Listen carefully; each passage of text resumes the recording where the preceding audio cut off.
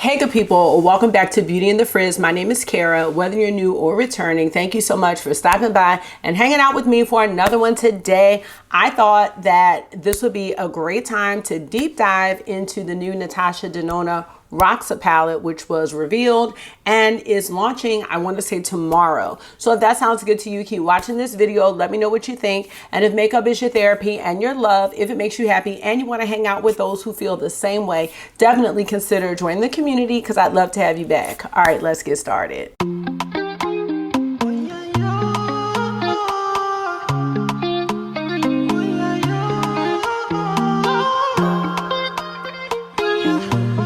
So how are you? I'm just dandy today. I have nothing negative to say. Everything is going well. So please let me know how you're doing in the comment section or the chat, whichever you prefer. And we are going to get this ball rolling. My girl, Natasha, she revealed her holiday palette, which is the ROXA palette. I am not sure how I feel about it, so I thought this would be a great opportunity for us to deep dive and chat about the palette together and decide if it's something we think we want to add to our collection. I have a history of purchasing Natasha Denona palettes, not all of them, but my first Natasha Denona palette was the bronze palette, and then from then on, I started collecting. I do have some of her big palettes. One of them we'll talk about because it was inspired by one of her bigger palettes, but I really do love the midi-sized palettes. Now lately, my girl Tosh has been doing this I need a situation. I need a nude, I need a warm. Then she did a golden palette, and I feel like those were very hit or miss, definitely for me, and I think for a lot of us. But this ROXA palette, I'm just so glad to see her get out of that I need a phase because it was doing not enough of what I needed it to do. So we're going to talk about this palette, what makes it different from the others. And then I'm going to show you some other palettes that I have in my collection that I might try to use to convince myself that I don't need Tasha's. Hopefully that sounds good to you. I'm going to scoot over because we now have swatches of the palette as well as the descriptions of the formulations. So we're going to talk about all of that and see what makes this palette different. I've scooted. All right, let's get the screen record up. I've ordered the boys wings tonight. We are just chilling tonight. Friday Eve. I'm here for it. So let's go ahead and pull up the website. So you see we've got some looks now, but we're going to just start from the beginning.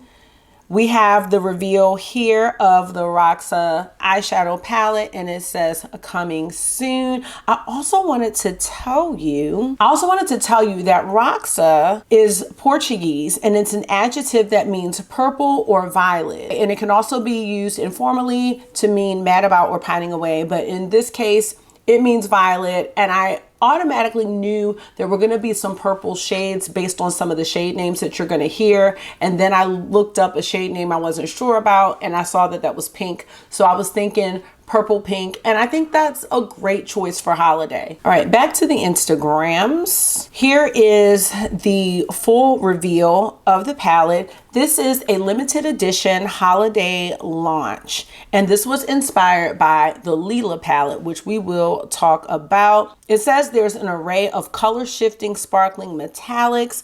There's a wet effect eyeshadow. There's going to be a graphic design shade. I think that's the middle shade, that striped shade.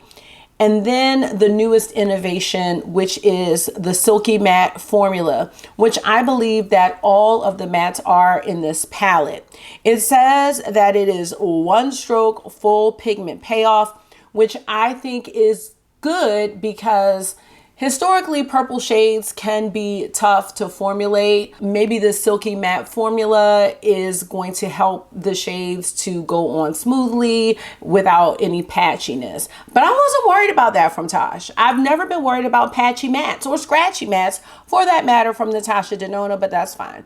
I do like that she tries out different formulas. This one's not supposed to have any kickback. It is mistake proof. There's like Charlotte Tilbury type claims here without the percents. Anyway, we're going to go ahead and take a look at the shade descriptions and we're going to talk about it. We have Dixie, which is a crystal sparkling warm pink with blue and purple specks. Jacaranda, which is named after a tree. I looked that up. It's a silky matte medium dark violet. Flutter is a sparkling wet effect lilac pink. I'm just going across the top. Phoebe is a silky matte light lilac. Regal is a metallic vintage rose. Eclipse is a silky matte deep purple. Stargirl is a sparkling foil duochrome pink with a bronze champagne shift. Bolt is a sparkling foil graphic design, violet and silver, which you know is going to mix around to become one shade. So that's just for design and effect. We have Cerise, which is a silky matte medium dark muted fuchsia. Sweet Pea, which is a silky matte light medium warm lilac. Concord is a sparkling foil medium violet. Velour is a silky matte medium lilac. Brink is a sparkling foil pink. And Orchid is a silky matte medium purple. So these are all of the shades in the palette and the formulations. This ROXA palette is going to be $69. If you do purchase it from Natasha Denona's website, you can use my code, which is FRIZZFACE, to save 15%. This is going to be exclusively on the Sephora app on October 18th if you want to get it from there. On the 19th, it's going to be online at Sephora, and then it is going to launch on the 20th at natashadenona.com and Ulta Beauty. It will be in stores on the 27th. And you can go to her stories to see the other retailers and the other countries where the palette is going to be available. What do we think about this palette? I think it is beautiful, and I think it's appropriate for the holiday because that might be a time where somebody may want some glitz and glam and some color. I'm not mad at the palette. I'm just trying to figure out whether it's something I want to add to my collection. I automatically am saying I'm going to get it because it's like I have all the other Natasha Denona ones, even the ones that I don't like. But I also want to detach from normalizing collecting because I don't necessarily want to do that, but part of me does want this palette if I'm being completely honest. Now since then we do have our little swatch. Now I've tried to do this, it doesn't work for me. I don't know, maybe I'm not digging in hard enough, nor am I worried about it actually, because I haven't been doing the shimmy shimmers, just a little tap tap. I actually did an all matte look today with Metropolis. And the reason that I did that is because Metropolis is not a palette I use often, but I was trying to see the difference between the new silky mattes and the cream to powder mattes. Here is one of the looks, very beautiful with the ROXA palette. Purple Glam, the same look here, but just showing some detail and how the look was achieved. And I do like purple on me. I don't wear it a lot, but every single time I do a purple look, I'm like, wow, this really looks beautiful. So that's another reason that I'm leaning towards it. My friend Jamie has the swatches posted. Here they are. Let's take a look. Zoom this in here. So these are the swatches of the palette. When I look at the color story, it's not anything where I'm super excited about it. You are going to get some different looks, but still somewhat monochromatic. And this palette is looking equally as purple as it does pink, in my opinion. Let me know what you think about that. It looks equally pink and purple. Would love to know what you're thinking and if you're leaning towards getting it. I really do like the promo for the palette. This looks beautiful. It might be more pink than purple, actually. We'll have to see. Oh, I love that. That is really pretty. Now that we've seen the swatches and we have talked about the palette, the formulation, I would like to show you some palettes in my collection that I'm going to try to use to talk me out of it, but I don't know. I think I'm going to get it. Let's be honest, I think I'm getting it. The ROXA palette was inspired by Leela, And I do think that Natasha Denona's midi palettes are really the sweet spot for her because the price is just so much better. $69 is still very expensive for an eyeshadow palette, but these bigger palettes are $129 unless you do catch them on a sale, which is what I have done with her larger palettes. And I got these late in the game. I wasn't into Natasha Denona when these larger palettes came out, like Lila and Biba and Sunset, but I do have them. Oh, I did get Circo Loco when that came out, but I got that on sale. Oh, and Trio Chrome, my baby Trio Chrome. Where is my midi Trio Chrome? If you have the Lila palette, this is different than ROXA. There are some browns here, some cooler tones, but it's still a very similar vibe. I would not rush out to get the ROXA palette. You could probably wait for a sale or Black Friday, something like that. I don't think this one has any, is this a cream? Oh, this one might be. No, I don't think there are any cream to powders in this palette. I'm not sure when she started doing those shades, but that's the inspo for ROXA. Let's also take a look at the Love palette. This is another one that I thought about when I saw the ROXA palette. Again, not exactly the same. And I will let you know that this shade right here is not an original shade in the palette because that palette was like super light and I took it out. It's somewhere, but it's not here. I think there are some very similar shades in the ROXA palette as well. There's like that red. I think you can pull off some similar looks if you are feeling the vibe. The shade Dream is one of the cream to powders, and I'm not sure if you can tell, but I can always tell the cream to powders how they look a little bit hard panty, but they're just not. They're so good. And this palette is old, but what I think I love about the cream to powder shadows, especially with my eyeshadow vibe, the way it's been lately, I love the cream to powders because you can build them up. You don't have to worry about them being super pigmented at first. And I think that they adhere really well to the eye. There's no powderiness, there's no dustiness, there's no kickback. I love how that looks, and it's just creamy. It's so nice on the eye, and I think flattering for different textures of eyelids. So I'm really happy with that. I think this one is also a cream to powder. This shade Compliment right here, that's, oh my gosh, yes. It just, look at, like, it's just so nice. Like these, I'm gonna tell you right now, she needs to do an all matte cream to powder midi eyeshadow palette. I think so many people would love that. I have been into just all mattes lately. This, I used 2 shades. I was it. I'm so excited about it. So that's the Love palette.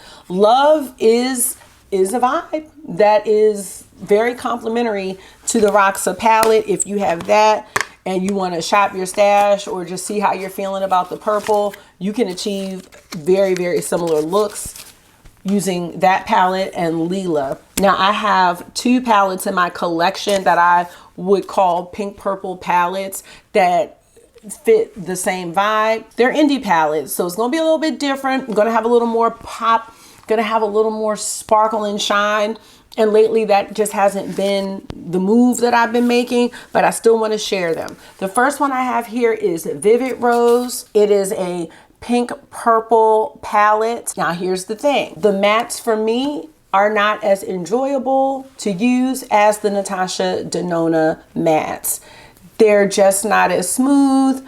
They're more so pressed pigments. So this is gonna take a little more finesse, a little more blending.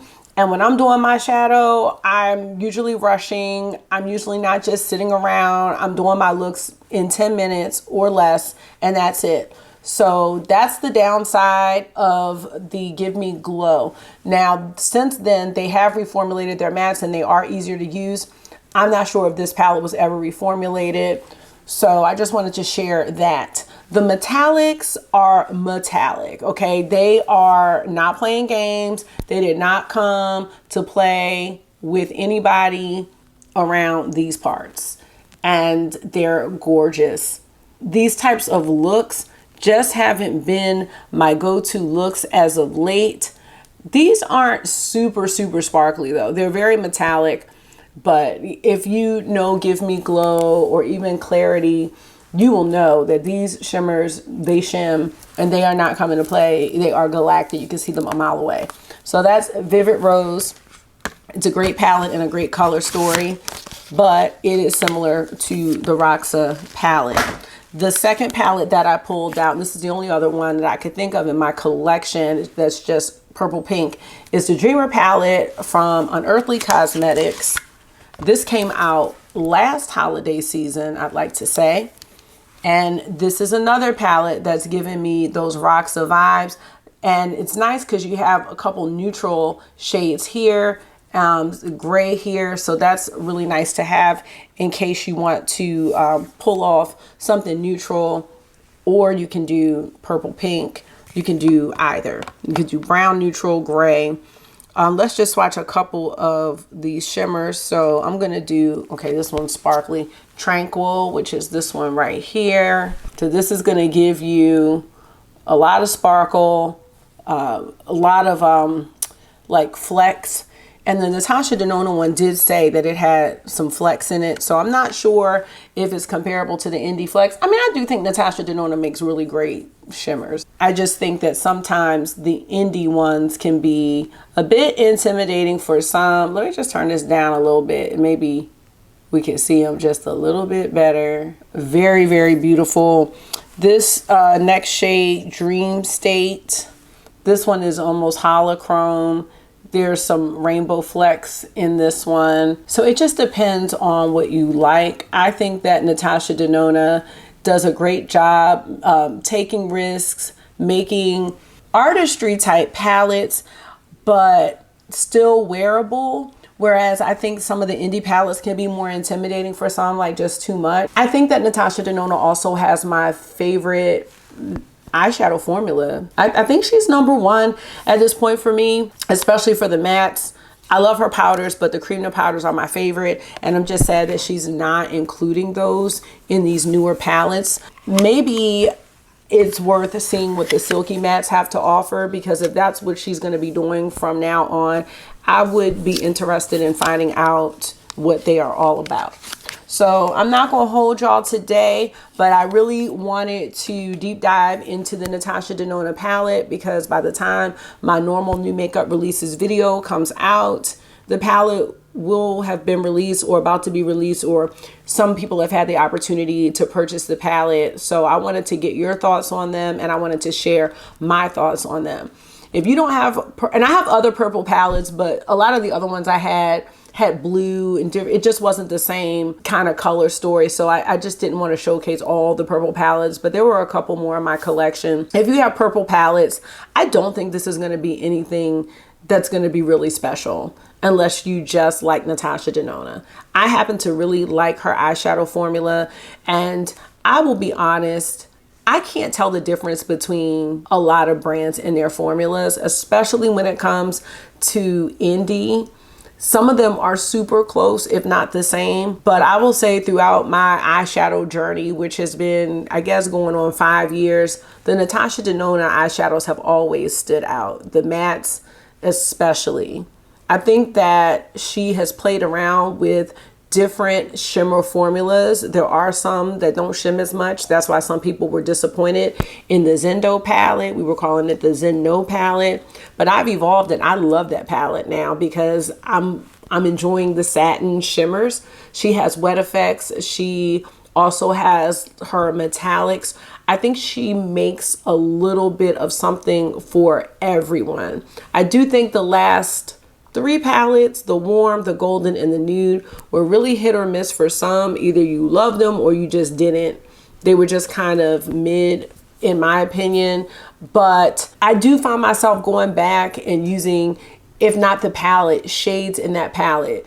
Anytime that I don't know what I'm going to put on, I usually pull out Biba. I've pulled out I Need a Warm, even if it's just for a matte shade, like I did Metropolis. Pulled out Metropolis today and used the light green. It's like a little mossy green, and then this deep forest green, and that was the look. And did a shimmer for the inner corner highlight, and I was like, it was great. So that's really what I've been doing lately. Probably don't need to add any more palettes based on my eyeshadow habits at this point. But I will be honest, I will probably get this palette and do some looks. I'm really excited to do them. And I just think that the palette is the quality, I think it's gonna be really nice, even though there are no cream to powder mattes. Before I go, Tasha, if for some reason you came across my little video, let me tell you what the people want. We want a midi trio chrome palette, Tosh. You can do this. We did not need that mini trio chrome palette that was all blue. That was really not a good compliment to the big trio chrome palette. It was not related. It wasn't even a distant cousin. It was like on the other side of the world.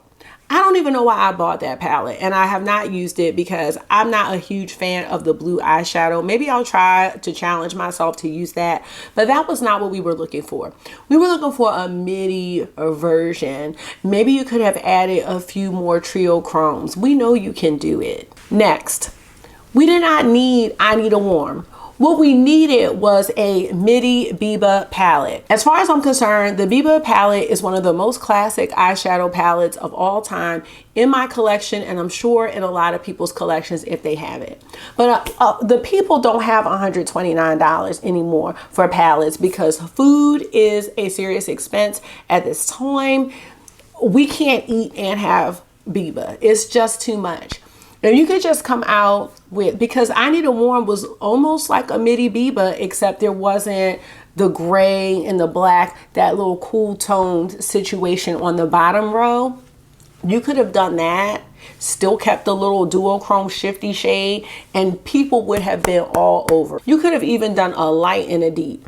People would have been all over that. Next, why don't you go ahead and come out with a midi Metropolis, because people love Metropolis, and we did not need that baby one, that baby mini Metropolis. We really didn't need that one. We just need a midi. 15 shades. We didn't need all 28 because a lot of those shades, some of them are very similar. I'm not mad, but like some of them are very similar.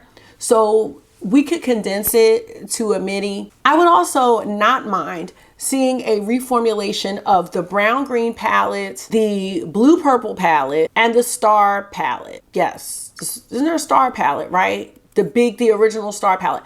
I would not mind seeing reformulations of that as well, Tasha, if you are taking notes. I will also advise that, not that anybody asked, if you're gonna do, what was it called? The Hyper palette, the palette that had the colors in it. It looked like one of the Glam Face palettes, but it had a bronzer in it.